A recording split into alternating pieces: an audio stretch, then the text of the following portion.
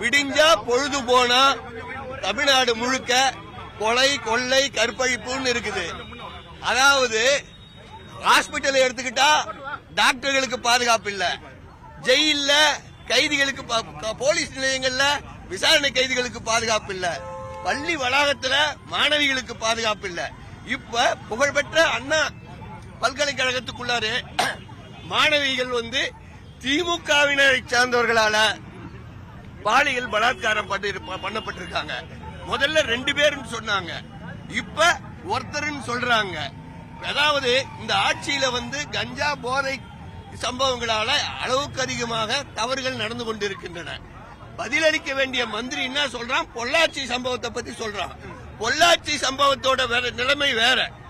பொள்ளாச்சி சம்பவத்துல அந்த மாணவியை அவங்க துஷ்பிரயோகம் பண்ணிட்டாங்க, விரும்பி போன மாணவியை. ஆனா இங்க ஒரு மாணவியை கற்பழிச்சு